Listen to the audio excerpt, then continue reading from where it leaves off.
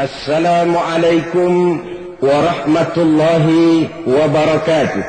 Waalaikumsalam warahmatullahi wabarakatuh. Bismillahirrahmanirrahim. Alhamdulillahi rabbil alamin. Wassalatu wassalamu ala ashrafil anbiya'i wal mursalin. Sayyidina wa maulana Muhammadin وعلى آله وأصحابه المجاهدين الطاهرين أما بعد. Saudara-saudara kaum muslimin rahimakumullah. Setiap orang dalam kehidupan ini selalu berusaha mencari sesuatu yang bernama bahagia. Setiap hari sejak matahari terbit di sebelah timur, yang disambut dengan kicau murai di dahan dan kokok ayam di kandang, dunia ini penuh dengan berbagai macam kesibukan. Sejak dari petani yang turun ke ladang, pedagang yang berangkat ke pasar, pelajar yang menuju sekolah, sampai kepada pegawai yang berangkat ke kantor, seluruhnya tidak lain untuk mencari sesuatu yang bernama bahagia. Setiap orang menginginkan kebahagiaan dan tidak seorang pun menginginkan kesengsaraan dalam kehidupan ini. Namun nyatanya tidak setiap orang yang ingin bahagia mengetahui jalan yang harus ditempuhnya untuk sampai kepada kebahagiaan itu. Maka pada kesempatan pertemuan kali ini saya ingin menyampaikan sebuah hadis dari junjungan kita baginda Nabi besar Muhammad sallallahu alaihi wasallam yang termuat dalam kitab Mukhtarul Ahadits An-Nabawiyah, di mana beliau bersabda, arba'un min sa'adatil mar'i. Ada 4 perkara yang merupakan tanda dari orang bahagia. Saya mau tanya, di antara saudara-saudara yang hadir di sini, apa ada yang kepengen jadi orang sengsara? Seluruhnya tentu ingin mendapatkan kebahagiaan. Maka menurut resep dari Nabi kita, tanda orang bahagia itu 4. Jadi kalau saudara ingin bahagia, harus mempunyai 4 perkara ini. Yang pertama, orang bahagia itu kata Nabi, darun wasi'un. Punya rumah biar bagus asal gede. Enak ngaturnya. Daripada sudah punya rumah kecil, adanya di pinggir kali, gubuk, kalau hujan bocor, miring lagi, kiamat. Loh, kalau gitu Islam materialis dong. Hadis ini boleh diartikan dengan makna hakiki, arti yang sebenarnya. Boleh diartikan dengan makna majazi, arti kiasan. Kalau dia diartikan dengan arti kias, maka yang dimaksud darun wasi'un ay qalbun wasi'un. Rumah yang luas tidak lain daripada hati yang lapang.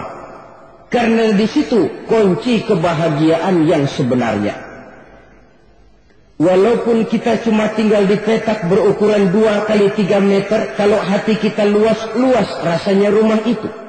Tapi biar rumah kita halamannya saja puluhan ribu hektar, ada kolam renangnya, kamar tidurnya tidak lagi terhitung.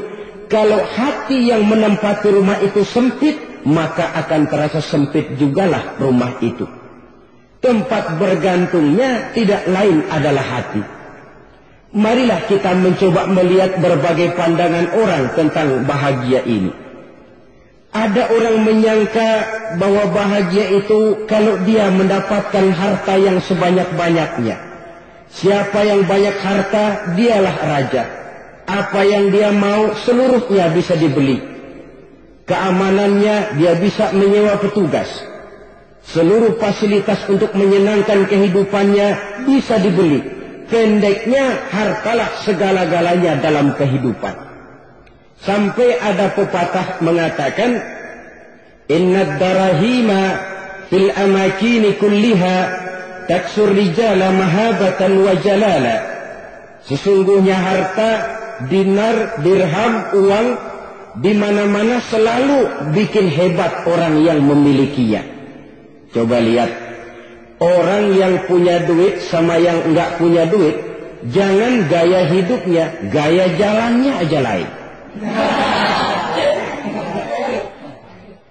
Wahia lisanun liman arada fasahatan, wahia silahun liman arada qitala.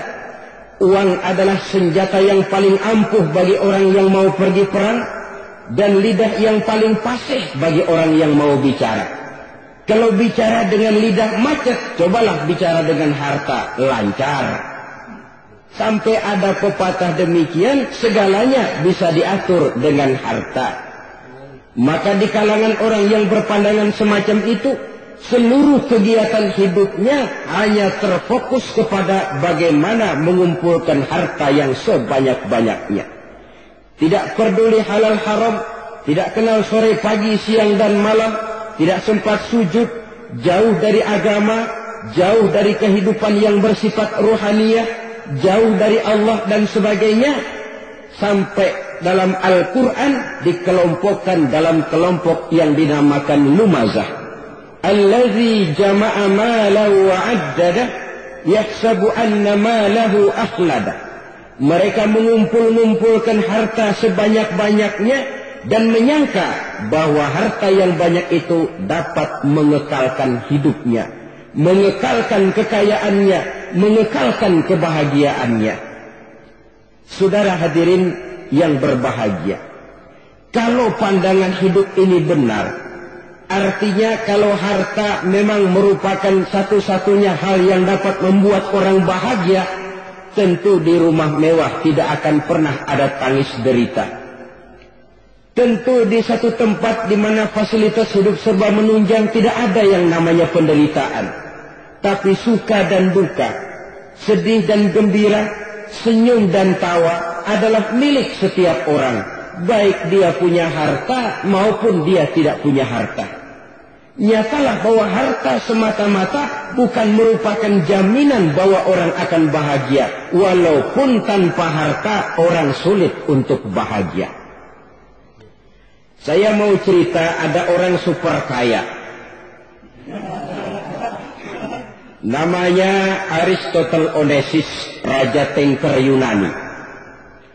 Dia punya kapal tanker saja konon sampai 11 banyaknya. Punya perusahaan penerbangan yang disebut Olympic Airlines. Punya hotel di berbagai kota besar di dunia ini, sejak dari New York, London, Paris, Rome dan sebagainya. Bahkan punya pulau yang dia namakan Pulau Scorpio. Ini kan namanya sudah kaya nggak tanggung-tanggung, punya pulau. Nah, dia punya 2 orang anak, yang satu laki-laki namanya Alexander, yang satu perempuan namanya Maria Onassis. Seluruh harapannya tertumpah kepada anak lakinya Alexander ini, yang akan meneruskan usahanya, meneruskan kekayaannya, meneruskan dinastinya. Apa yang terjadi? Ternyata anak yang dia harapkan yang bernama Alexander ini mati muda dalam kecelakaan pada waktu dia olahraga. Apa olahraganya? Namanya olahraga anak orang kaya, golongan jet set.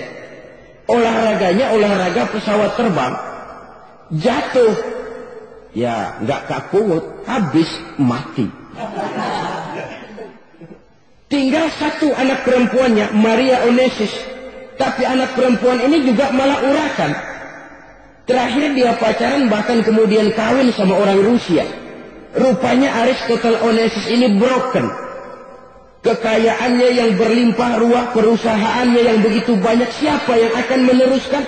Siapa yang akan menggantikan? Sampai kemudian dia mengurung diri di Pulau Scorpio dan mati di sana secara mengenaskan. Seorang multi-jutawan, seorang yang super kaya, mati menyendiri di pulau sepi. Ibarat kata pepatah, anak ayam mati di lumbung. Bukan kekurangan makanan, keurugan makanan. Begitu kehidupan Aristotle Onassis.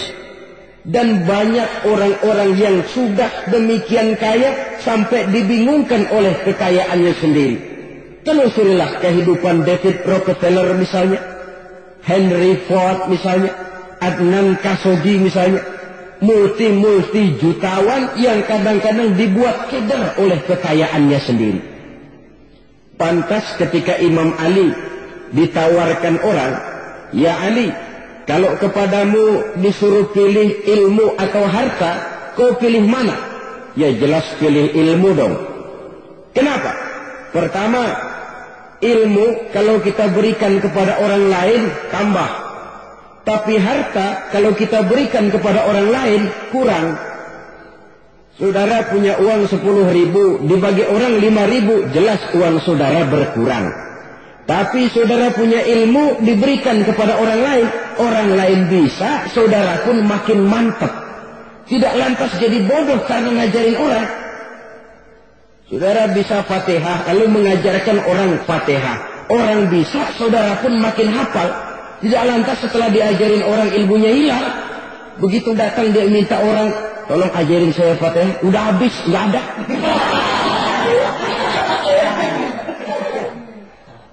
Yang kedua kata Imam Ali, ilmu menjaga kita. Kalau harta kita yang harus jaga. Makin banyak ilmu makin terpelihara diri seharusnya. Tetapi makin banyak harta makin bingung kita jaganya. Sampai kadang-kadang kalau perlu seluruh keliling rumah dipasangi alarm. Belum cukup disewakan anjing besar-besar, pasang di depan pintu, awas anjing galak. Masih belum cukup juga cari centeng tukang-tukang kepruk jaga rumah. Masih terasa belum aman, padahal rumahnya dikelilingi tembok besar. Di balik tembok ada pintu-pintunya tebal. Di balik pintu itu terbuka masuk kamar, kamar pun ada pintunya, pintunya pun kuat. Masuk ke dalam kamar ada lemari, lemarinya pun pintunya kuat, dikunci, kuncinya pun kuat. Tapi terhadap seluruhnya yang timbul cuma sekedar was-was saja. Kesimpulannya sekali lagi, tanpa harta orang memang sulit untuk bahagia. Tapi harta semata-mata tidak merupakan jaminan orang akan bahagia. Dengan hati yang luas, itu modal utama untuk mencapai kebahagiaan hidup. Orang yang hatinya luas, saudara-saudara, punya hati yang lapang, melihat kenyataan hidup ini, dia bersyukur senantiasa kepada Allah. Lantas tidak timbul hasud dan iri hatinya. Oleh karena itu, jiwanya selalu lapang. Kalau tidak, cupik hati namanya. Dangkal pandangan, tidak senang melihat orang lain dapat nikmat, dan itu sering dijadikan contoh. Kalau orang yang lapang dada, dia lihat tetangganya beli TV baru, dia berkata, Alhamdulillah ya, tetangga kita beli TV, mudah-mudahan kita bisa ikut nonton. Lapang dadanya. Tapi orang yang sempit hati, lihat tetangga beli televisi, meriang. Enggak diapa-apain, meriang. Besoknya dengar tetangga beli motor, makin sakit, ke rumah sakit. Kalau di rumah sakit dengar tetangganya beli mobil, mati. Disiksa oleh perasaannya sendiri. Orang kalau hati sudah sempit dalam hidup, kemanapun dia pergi, sempit rasanya medan kehidupannya. Kemudian kita melihat juga ada orang yang menilai bahwa bahagia itu katanya kalau punya kedudukan yang tinggi, pangkat yang agung, wibawa yang besar. Mungkin betul, tapi mungkin juga tidak. Bergantung kepada hati orang yang punya pangkat itu. Sama dengan harta tadi. Harta akan membawa bahagia kalau dia jatuh ke tangan orang yang berhati lapang. Tapi harta akan jadi bencana kalau jatuh ke tangan hati orang yang sempit. Pangkat akan membawa bahaya kalau jatuh di tangan hati orang yang sempit. Lebih dari itu, kenyataan mengajarkan kepada kita bahwa ternyata pangkat dan jabatan tidak selamanya memberikan kebahagiaan dalam kehidupan. Bahkan resikonya kelewat besar. Beberapa bukti kita bisa ambil dari para pemimpin dunia yang menjadi korban lantaran pangkat dan jabatan yang disandangnya. Saudara ingat Presiden Abraham Lincoln dan John Kennedy dari Amerika dibunuh orang. Park Chung-hee dari Korea Selatan, Ziaur Rahman dari Bangladesh, Anwar Sadat dari Mesir, terakhir Indira Gandhi dari India, menjadi korban dari pangkat dan jabatan yang disandangnya dari orang-orang yang tidak senang dia memegang jabatan itu. Dia akan mudah mengundang bencana. Sehingga pantas kalau seorang presiden terkemuka Amerika, Harry Truman namanya, dia mengatakan jabatan presiden itu, kata dia, seperti orang menunggang macan. Naik macan harus kita taiki, kalau enggak dia bakal merekam kita. Ngeri, katanya. Adapun orang yang hatinya lapang, kalau dia menerima pangkat dan jabatan, dianggapnya itu satu kesempatan untuk berbuat baik. Tapi orang yang berhati sempit, menerima pangkat dan jabatan, bukan kadang-kadang menerima, malah berusaha setengah mati mencapai dengan segala cara. Kalau perlu jilat atas, jilat atas. Jadi golongan sumuhun dawu. Jadi kelompok kulon nuwun, yes sir, yang kerjanya cuma oke bos. Kalau perlu jilat atas, jilat atas. Kalau perlu injak yang bawah, injak yang bawah. Perlu sikut kiri kanan, sikut kiri kanan. Yang penting pangkat dapat, jabatan dapat. Orang yang semacam ini, kalau sudah mempunyai pangkat dan jabatan, biasanya dia tidak menganggap itu sebagai amanah, tidak menganggap sebagai kesempatan berbuat baik, tapi malah kesempatan untuk memperturutkan hawa nafsunya yang dilatar belakangi oleh kesempitan hatinya tadi. Apalagi kalau orang memperoleh pangkat karena banyak mengeluarkan uang, seakan-akan pangkat dan jabatan itu sekarang macam proyek, pakai tender. Siapa yang berani bayar segini, naik. Nggak berani, minggir. Padahal logikanya, kalau orang mencapai satu jabatan karena banyak mengeluarkan uang, hampir bisa dipastikan bahwa setelah jabatan itu dia pegang, langkah pertama yang akan dilakukannya ialah berusaha bagaimana uang yang dia keluarkan supaya kembali. Ya paling kurang pulang modal dulu dong. Soal mikirin rakyat, soal nanti. Tapi ini modal harus pulang. Itu celakanya kalau orang memperoleh pangkat dan jabatan cuma karena banyak mengeluarkan uang. Jarang orang yang mempunyai keyakinan dan pandangan bahwa pangkat dan jabatan merupakan amanah. Jadi sekali lagi, pangkat dan jabatan mungkin saja membawa kebahagiaan kalau jatuh ke tangan orang yang berhati lapang. Tapi bisa jadi bencana kalau dia jatuh ke tangan orang yang mempunyai hati yang sempit. Terus lagi-lagi stresnya hati yang lapang. Lalu sebagian orang, saudara, ada yang berpandangan katanya bahagia itu kalau jadi orang terkenal, mempunyai popularitas, menjadi idola di kalangan remaja, di kalangan orang tua, di segala lapisan masyarakat. Padahal makin populer orang, makin terikat dia. Ya kalau macam kita ini kan nggak punya nama, nggak populer, tengah malam buta mau nongkrong di warung Tegal aman. Tapi pangkat, jabatan, kedudukan, popularitas menyebabkan kita diikat dengan berbagai macam peraturan. Cuma mandi sama ke WC saja yang nggak dikawal.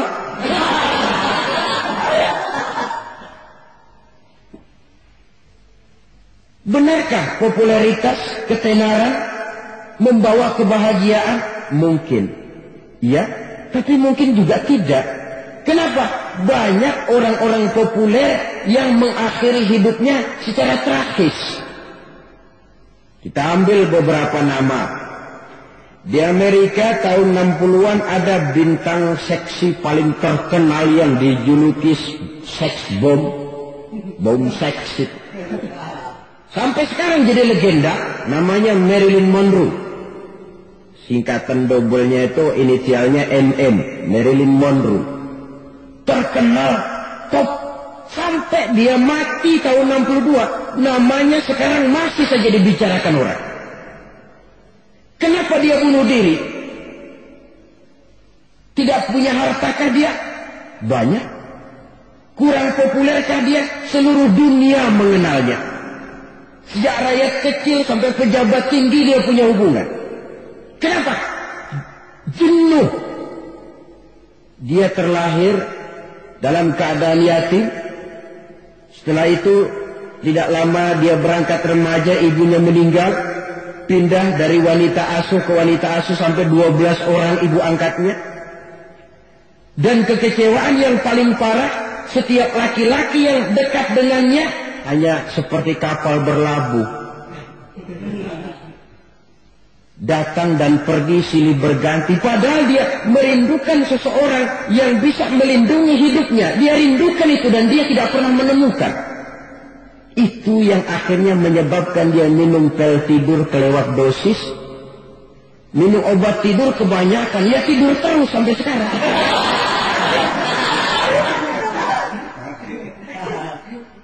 Dia mengakui, saya telah memiliki ketenaran, tapi saya tidak pernah hidup dalam ketenaran itu. Saya pandai main sandiwara, tapi saya ingin hidup dalam alam yang real sebagaimana umumnya orang. Itu yang dia rindukan. Menyusul jejak yang namanya Marilyn Monroe ini, Billie Holiday, saudara kenal tentu, di rumah sakit dirawat. Dia juga minum obat overdosis, mati lagi. Jimi Hendrix minum obat tidur overdosis kelewat batas, mati lagi. Lalu yang menghanyutkan diri di danau, Janis Joplin dan Brian Jones. Ini orang-orang populer, orang-orang terkemuka yang mengakhiri hidup secara tragis. Bukan karena tidak terkenal, mungkin karena sudah saking terkenalnya. Contoh paling belakangan, Bruce Lee. Wah, ini tukang-tukang keprok tentu kenal siapa dia. Sampai sekarang pun tabir kematiannya masih merupakan misteri. Dan yang masih hidup juga menunjukkan gejala yang aneh. Michael Jackson, rumahnya di Beverly Hills itu dijaga sedemikian rupa. Dan dia selalu curiga kepada setiap makanan. Harus steril, bersih dari segala macam kimia. Kemana dia pergi? Itu tukang-tukang keprok sudah selalu menjaga dan mengawal. Dan dia seakan takut menunjukkan mukanya yang asli. Hingga kalau tampil ke tengah di luar show, dia kadang memakai pakaian yang tidak menunjukkan dia yang sebenarnya. Takut dikenali orang. Ternyata popularitas sering jadi momok yang meracuni kehidupan manusia. Oleh karena itu, benarlah junjungan kita pada saat beliau mengajarkan orang akan bahagia kalau dia mempunyai hati yang lapang. Nah, sekarang masalahnya untuk mendapatkan hati yang lapang caranya bagaimana?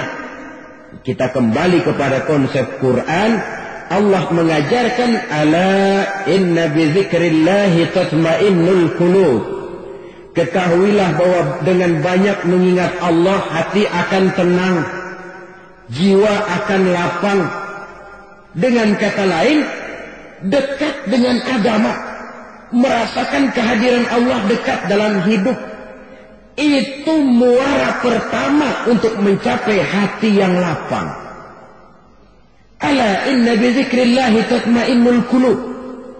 Jangan macam orang sekarang ingin mendapatkan ketenangan lalu tapak di puncak gunung, di gua-gua, di tempat sepi. Iyalah kalau nggak ada ular. Kalau tergigit ular berbisa, ketenangan belum, mati jelas itu. Islam positif. untuk mendapatkan ketenangan. Ala inna bizikrillahi tatma'innul qulub. Bahwa ketahuilah bahwa dengan banyak mengingat Allah, hati akan tenang, jiwa akan lapang, nuansa pikiran akan luas. Karena yang namanya bahagia ada dimanapun manusia berada. Di kampung ada bahagia, di kota ada bahagia. Di ngarai, di lembah, di gunung, di hutan, di lautan, di angkasa luar. Dimanapun bahagia itu ada kalau kita bermodalkan hati yang lapang ini. Dan hati akan lapang kalau kita dekat dengan agama. Dekat dengan harta buat sementara hati mungkin tenang. Tapi ketenangan yang relatif dan temporer. Apalagi orang tiap kali tambah harta, tiap kali tambah rencana. Itu wajar. Mungkin sebelumnya saudara berpikir, kalau punya duit 5.000 enak nih. Begitu punya duit 5.000, aduh sayang kalau 10.000 aja. Tiap kali tambah harta, tiap kali lain rencana. Makin banyak rencana, makin menjauhkan kita dari yang namanya ketenangan. Padahal ketenangan merupakan unsur utama untuk mencapai bahagia. Dan ketenangan itu bermuara dalam hati manusia. Tengoklah kehidupan ini. Orang yang banyak harta dengan orang miskin, berbedakah rasa sakit yang mereka tanggungkan? Rasanya tidak. Walaupun si kaya tidur di kasur empuk berselimutkan sutra mahal, sementara si miskin meringkuk di balai bambu yang keras dan kasar. Apabila maut datang, dia juga tidak pernah pilih bulu. Maut datang menyebut si kaya di singgasana keemasannya, dikelilingi oleh para pengasuh, dayang dan idang serta para pengawal. Dan maut pun datang menjemput si miskin papa sehingga ia tergelepar di tepian jalan. Kedua-duanya bernama mati. Kalau nyata bahwa sakit yang ditanggung si kaya tidak beda dengan sakit yang ditanggung si miskin, bukan harta semata yang membuat orang bahagia. Hati yang tenang, jiwa yang lapang penuh kedamaian. Karena banyak berzikir dan mengingat Allah, itu merupakan modal utama untuk mencapai sesuatu yang bernama bahagia.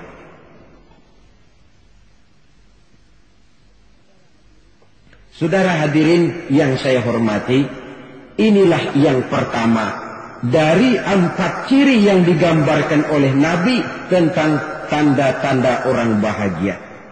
Dan harus berangkat dari yang pertama ini, hati yang lapang. Ini yang harus kita miliki lebih dahulu. Baru nanti akan menyusul kepada poin yang ketiga, kedua, dan selanjutnya. Sebab kalau hati sudah terisi dengan jiwa yang lapang, seluruh persoalan insya Allah akan bisa kita atasi dengan sebagaimana mestinya.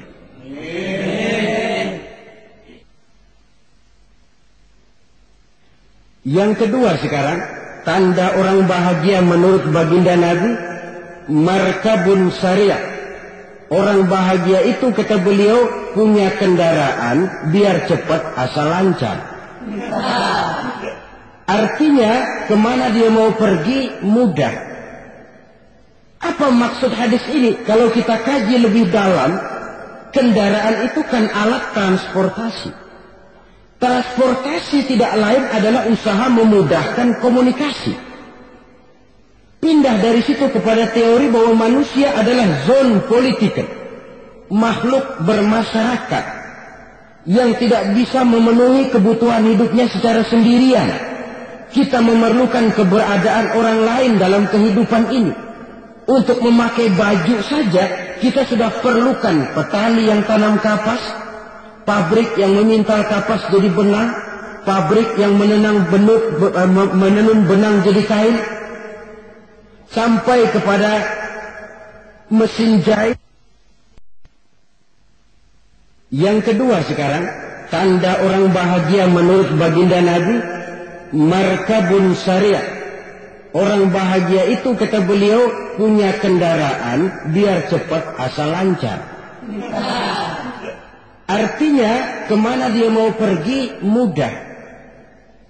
Apa maksud hadis ini? Kalau kita kaji lebih dalam, kendaraan itu kan alat transportasi. Transportasi tidak lain adalah usaha memudahkan komunikasi. Pindah dari situ kepada teori bahwa manusia adalah zon politik, makhluk bermasyarakat yang tidak bisa memenuhi kebutuhan hidupnya secara sendirian. Kita memerlukan keberadaan orang lain dalam kehidupan ini. Untuk memakai baju saja kita sudah perlukan petani yang tanam kapas, pabrik yang memintal kapas jadi benang, pabrik yang menenun benang jadi kain, sampai kepada mesin jahit, sampai kepada tukang jahit. Itu cuma untuk memakai pakaian saja. Tidak seorang pun di antara kita yang sanggup memenuhi kebutuhan hidupnya secara sendiri. Kita perlu orang lain. Maka kebebasan dalam arti mutlak, kebebasan tanpa batas, itu tidak mungkin ada dalam kehidupan. Karena kita mengadakan yang disebut interaksi sosial. Setiap kegiatan kita tentu melibatkan orang lain. Menurut kita barangkali kita bebas jalan di jalan raya semaunya, tapi orang lain berkendaraan pun merasa bahwa ini ada juga jalan haknya. Dan begitu selanjutnya. Oleh karena itu, maksud dari kendaraan yang cepat ini adalah khulaqa'uhu ma'as solihin. Lingkungan pergaulannya terdiri dari orang-orang soleh. Pergaulannya luas. Kemana dia pergi ada temannya. Kesulitannya ada tempat dia cerita. Dan kesulitan kalau sudah diceritakan kepada orang lain, taruh kata orang itu tidak bisa menolong, namun menceritakannya kepada orang yang kita percayai, kan paling kurang sudah mengurangi beban jiwa, mengurangi tanggungan batin, merasa masih ada tempat kita cerita. Maka lebih baik orang awam yang mau bergaul ketimbang orang setengah alim tapi ngunci pintu. Sebab nantinya akan timbul sikap picik, cuplik pandangan, dan tidak luas menghadapi kenyataan dalam kehidupan ini. Namun yang harus kita garis bawahi, pergaulan memang mesti luas.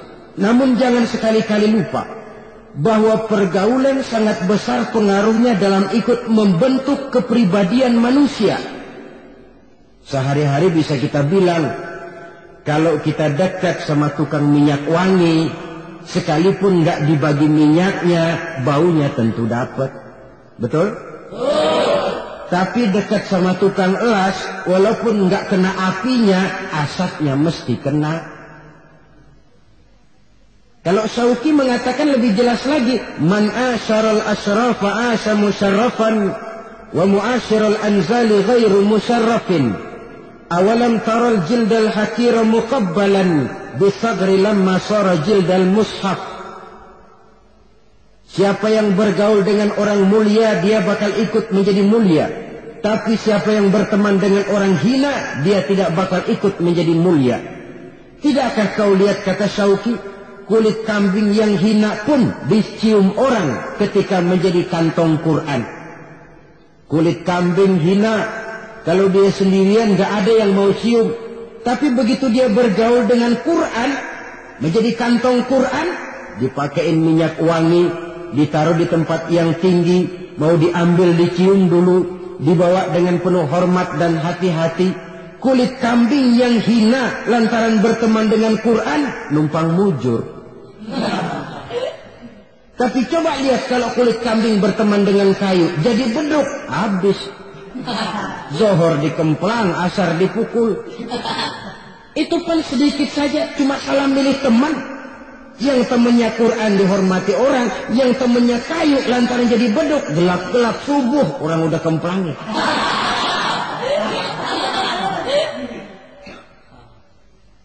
Maka terutama kepada adik-adik remaja yang masih mencari identitas diri, yang ibarat kaset masih kaset kosong, mudah diisi oleh apapun, pandai-pandailah memilih teman dalam bergaul. Karena banyak orang yang tadinya baik-baik, ketika terseret dalam pergaulan dengan orang yang tidak baik, kebaikannya menjadi lentur dan luntur. Tapi berapa banyak bajingan-bajingan tengik, orang-orang yang berumur noda dan dosa, tiap hari melakukan maksiat, namun bergaul dengan orang yang baik-baik. Pada akhirnya sedikit demi sedikit beringsut dan beransur, dia terbiasa mengikuti kebaikan-kebaikan. Saya tekankan ini kepada remaja karena mereka masih mencari identitas diri. Apa yang mereka lihat mereka mau, apa yang mereka dengar mereka ingin tahu. Coba lihat kehidupan remaja. Pulang nonton film Rambo, pengen jadi Rambo, gagah, maunya belekai melulu. Pulang nonton film Superman, pengen bisa terbang. Pulang nonton India, nyanyi melulu. Wajar, mereka masih mencari identitas diri. Saya ini sebenarnya siapa? Lingkungan, pergaulan akan membentuk itu. Karena itu pandai-pandailah bergaul, karena ia sangat besar pengaruhnya dalam ikut membentuk kepribadian manusia. Apalagi sifat yang jelek lebih cepat menularnya ketimbang sifat yang baik. Sifat yang baik, watak yang soleh itu lambat sekali untuk menular. Tapi yang tidak baik, kan prosesnya mah kalau remaja biasanya mula-mula dengar. Karena dengar lalu pengen tahu. Karena pengen tahu lalu ngeliatin. Begitu ngeliatin kan pengen nyobain. Setelah nyobain ketagihan. Nah, ini prosesnya. Yang namanya ganja, morfin, narkotik awalnya kan begitu. Mula-mula dengar. Katanya kalau sudah fly to the sky, sudah melayang ke langit katanya, disitulah puncak kebahagiaan. Mulanya cuma dengar. Karena dengar pengen tahu. Karena pengen tahu lalu ngeliat, kumpul sama orang yang suka ngeganja. Setelah ngeliat, lah pengen ngerasain. Begitu ngerasain enak juga, ketagihan. Kalau sudah ketagihan jadi penyakit kronis, bisa merembet kepada yang lain. Iya, kalau orang tuanya mampu untuk beli morfin, beli ganja.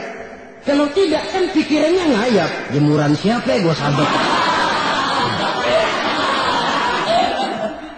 Timbullah perbuatan-perbuatan negatif yang bermula dari salah pergaulan. Apalagi buat adik-adik remaja yang tinggal di kota-kota besar, yang pengaruh budaya, pengaruh kesenian, pengaruh struktur kehidupan yang nampak makin individualistis, di mana persaingan tajam, tensi ekonomi tinggi, orang mudah mengalami stres. Pandai-pandailah dalam bergaul, sekali lagi, karena ia sangat besar pengaruhnya dalam ikut membentuk kepribadian manusia. Orang bahagia punya kendaraan yang cepat. Artinya punya pergaulan yang luas dan lingkungan pergaulannya terdiri dari orang-orang yang soleh. Kemana dia pergi? Ada teman. Kesulitannya ada tempat dia cerita. Tapi kalau sudah menyendiri, hidup sendiri, kesulitan dipikiri sendiri, bisa mati belum waktunya. Tidak ada tempat berbagi rasa. Tidak ada tempat bercerita, tidak ada tempat mengurangi beban dalam kehidupan. Pantas betul kalau Islam sangat menggalakkan dan menganjurkan orang kalau sudah sampai waktunya itu untuk melangsungkan nikah. Kata Nabi, ya ma'syaras syabab, man istata'a minkumul ba'at falyatazawwaj. Hai para pemuda, kalau sudah mampu memberi nafkah, kawinlah, nikahlah kamu. Kenapa? Sudah ada teman hidup, tempat berbagi rasa. Kesulitan kalau ada tempat cerita akan lebih ringan ketimbang kita telan sendiri, walaupun bobot kesulitannya sama beratnya. Saudara-saudara kaum muslimin rahimakumullah, inilah ciri yang kedua, punya kendaraan biar cepat asal lancar. Kemana kita mau pergi gampang. Dengan kata lain, setelah hati yang luas, pergaulan yang luas. Dua. Yang ketiga sekarang, tanda orang bahagia itu menurut Nabi, misbahun mudhi'un, punya lampu yang terang. Oh, itu nggak problem. Sekarang sudah zamannya listrik masuk desa, Pak. Lampu sudah terang semua. Betul, kalau itu yang dimaksud. Tapi tidak cuma itu. Karena lampu yang dimaksud di sini, lampu yang akan menerangi seluruh perjalanan hidup.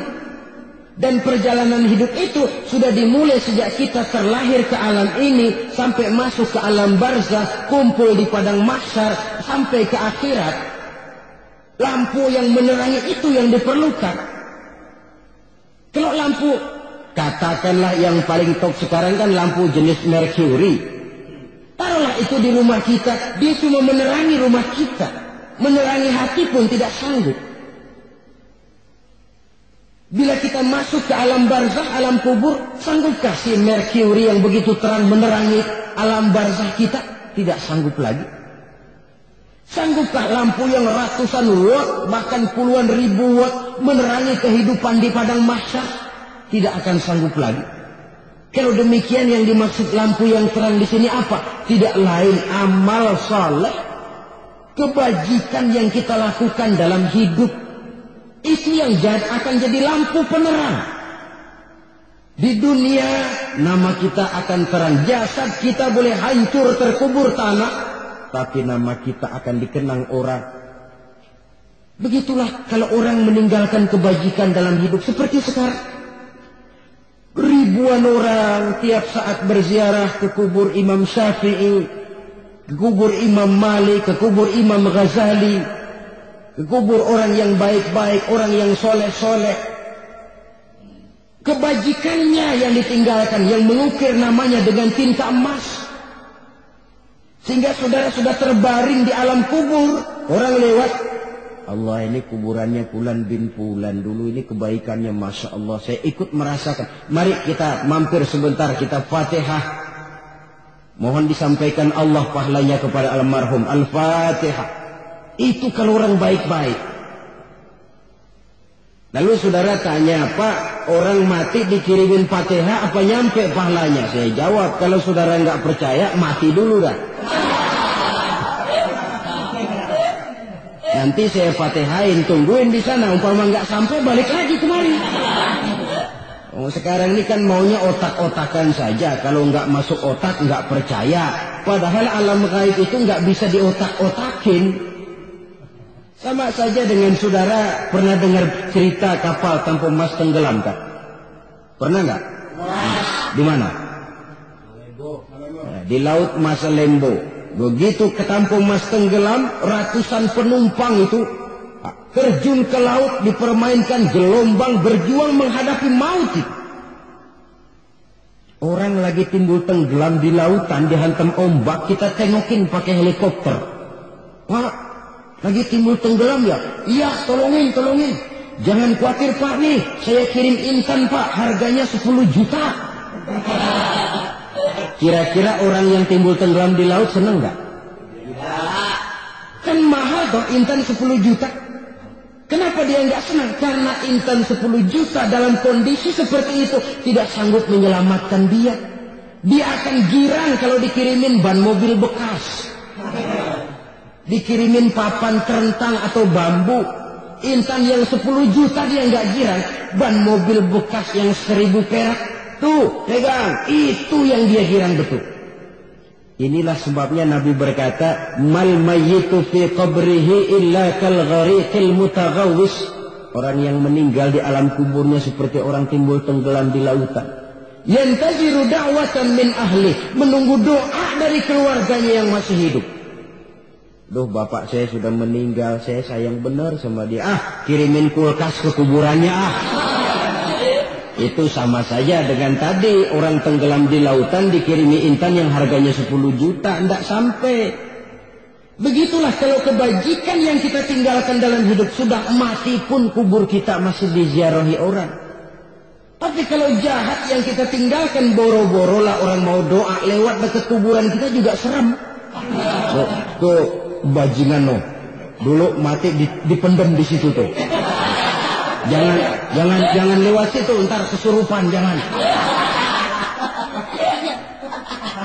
Lewat saja orang ngeri. Konon lagi membacakan Fatihah dan mengirimkan doa. Hidup pada hakikatnya adalah kesempatan untuk berbuat baik. Maka sekali kesempatan itu diberikan, manfaatkan dengan sebaiknya. Sebab kesempatan kedua tidak akan pernah ada. Kesempatan berbuat baik di sini, di akhirat sudah pembalasan namanya.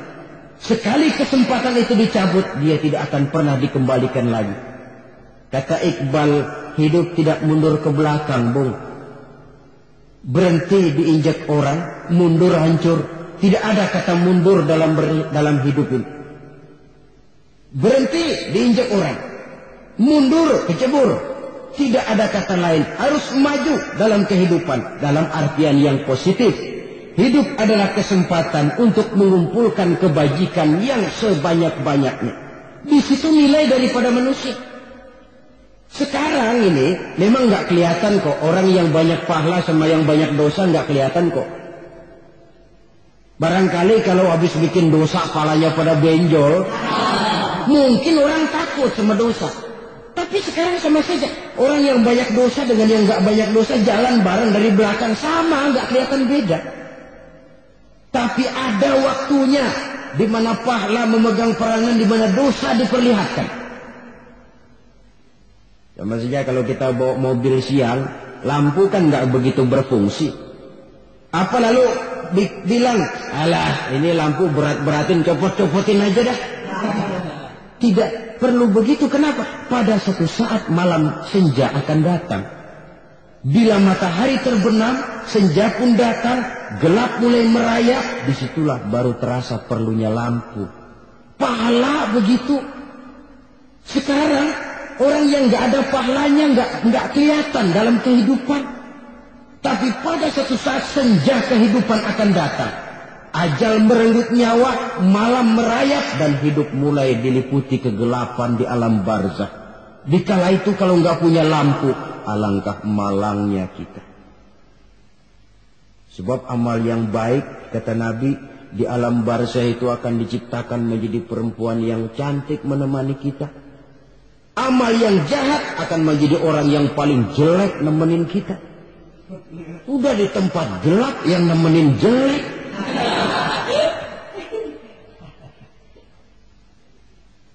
Kaum muslimin rahimakumullah. Kalau demikian masalahnya, tergantunglah kita pandai memanfaatkan waktu. Al-waktu kasaif. Waktu itu cepat sekali. Yang namanya waktu itu tahu-tahu udah tahun 87. Tahu-tahu udah begitu. Tahu-tahu yang kemarin anak-anak sekarang udah pada punya anak. Tahu-tahu saja itu. Begitu cepat waktu berlalu. Kalau tidaklah pandai kita memanfaatkannya, akan rugi kita. Nabi bersabda, "Man kana yaumuhu khairun min amsihi fahuwa rabih." Barang siapa yang hari ini lebih baik daripada hari kemarin, itu orang untung. Hari ini lebih baik daripada kemarin. Bulan ini lebih baik dari bulan kemarin. Tahun ini lebih baik dari tahun kemarin. Itu orang yang beruntung. Tahun kemarin sembahyangnya maghrib doang, sekarang udah tambah isya. Tahun kemarin cuma Idul Fitri aja ngancem bener. Sekarang udah tambah Jumat. Lalu tambah lagi maghrib, tambah lagi isya, dan selanjutnya. Hari ini lebih baik daripada kemarin. Itu orang yang beruntung. وَمَنْ كَانَ يَوْمُهُ مِثْلُ أَمْسِهِ فَهُوَ خَاسِرٌ. Lalu barang siapa yang hari ini sama saja dengan hari kemarin, itu orang rugi. Hari ini sama dengan kemarin, rugi itu. Bulan ini begitu, bulan kemarin begitu. Tahun ini begitu, tahun lalu juga begitu. Rugi itu orang. Rugi apa? Rugi umur. Umur tambah, amalan nggak pernah tambah. Dan saya pikir lebih merupakan azab ketimbang nikmat kalau orang dikasih panjang umur cuma untuk numpuk dosa. Mending mana? Panjang umur banyak dosa sama pendek umur dikit dosa. Mending mana? Mending mana? Ya, paling mending tentu panjang umur banyak pahala.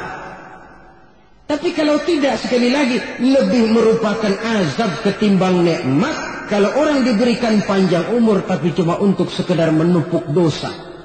Kehilangan kesadaran bahwa dunia bukan terminal akhir dari suatu perjalanan. Dia cuma halte di mana kita berhenti sebentar untuk menuju kepada terminal yang hakiki. Saudara-saudara kaum muslimin rahimakumullah. Inilah lampu yang akan menerangi kehidupan.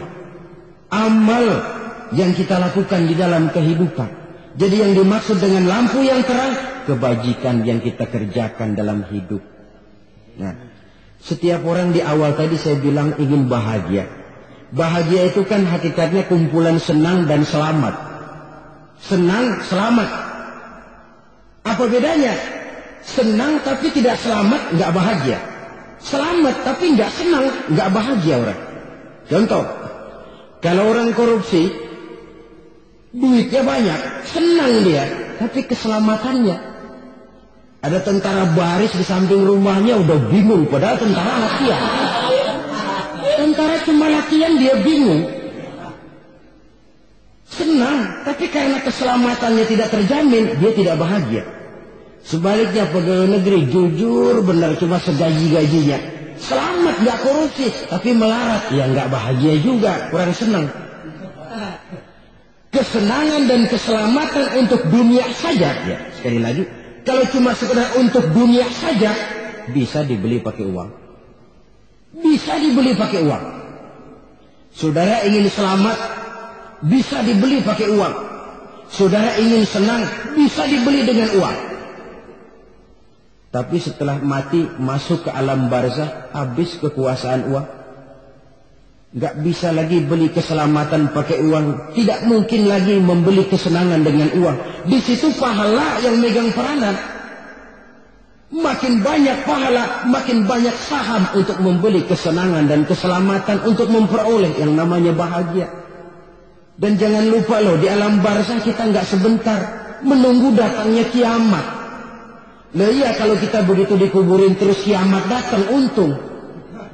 Tapi kalau masih harus 1000, 2000, puluhan ribu tahun yang akan datang, dalam satu penantian yang begitu lama, tanpa saham untuk memperoleh kebahagiaan, satu kemalangan yang tidak ada pernah putus-putusnya. Janganlah tergelincir oleh kebahagiaan sebentar yang menipu dengan mengorbankan kebahagiaan hakiki yang berjangka panjang. Apa artinya senyum sejenak kalau harus ditebus dengan tangis seumur hidup? Biarlah kita minum jamu, pahit memang, getir memang, tapi kan besok badan sehat. Daripada sekarang minum sirup, manis memang, enak memang, tapi bibir pada jontor besoknya. Sirawan, batuk, nggak karu-karuan. Banyak orang tertipu oleh kesenangan yang sebentar. Padahal laisa kullu ma yalma'u zahaban. Belum tentu semua yang berkilat itu emas. Belum tentu semua yang gemerlap itu intan. Karena itu, marilah manfaatkan kesempatan yang diberikan Allah ini untuk mengumpulkan kebajikan yang sebanyak-banyaknya. Yang terakhir sekarang, yang keempat, tanda orang bahagia kata Nabi. Zaujatun salihah. Orang bahagia itu tanda yang keempat kata Nabi, punya istri biar cakep asal taat. Udah surga itu. Cakep taat. Istri kayak gitu, kalau belum mati jangan dikuburin dulu. Sudah cakep, taat lagi. Tapi kadang-kadang enggak, udah jelek, ngadat melulu. Apa yang mau dipilih? Sebab itu Quran mengatakan, istri pakaian untuk suami, suami pakaian untuk istri. Kenapa suami istri diibaratkan pakaian? Alangkah tingginya gaya bahasa Quran ini. Suami istri teman hidup, hidup perjalanan panjang. Sejak kita dalam rahim, sudah ada hidup kan di sini. Sampai ke alam dunia, masuk ke alam barzah, kumpul di padang mahsyar sampai menuju akhirat, itu perjalanan hidup. Carilah istri atau suami, teman hidup yang membawa manfaat tidak hanya kehidupan di dunia ini, sampai di alam barzakh, sampai di padang mahsyar. Suaminya mungkin meninggal lebih dulu, atau istrinya mungkin meninggal lebih dulu, tapi suami atau istri yang masih hidup berbuat kebajikan. Suami saya meninggal, ada hartanya, saya sedekahkan, niat pahala untuk almarhum suami saya. Ini teman hidup. Tidak dibatasi dan tidak bisa dipisahkan oleh maut sekalipun. Zohirnya mungkin pisah, badannya mungkin pisah, tapi hatinya, jiwanya, kebersamaannya dalam menghadapi kehidupan. Karena itu, saudara-saudara, bahasa Quran indah. Suami istri diibaratkan seperti pakaian. Apa fungsi pakaian? Pertama, pakaian jadi kebanggaan. Artinya, suami harus menjadi kebanggaan istri, istri harus jadi kebanggaan suami. Yang kedua, pakaian itu kan fungsinya menutup aurat. Artinya, sesama suami istri harus saling menjaga kekurangan masing-masing. Jangan malah sesama suami istri saling membongkar rahasia dan aibnya sendiri-sendiri. Istrinya diceritain jeleknya di mana-mana, atau suaminya dibongkar rahasianya di pasar umum. Itu sudah tidak lagi berfungsi sebagai pakaian. Kenapa semua ini diperlukan? Karena kita menyadari bangsa yang baik terdiri dari masyarakat yang baik. Masyarakat yang baik merupakan susunan dari warga yang baik.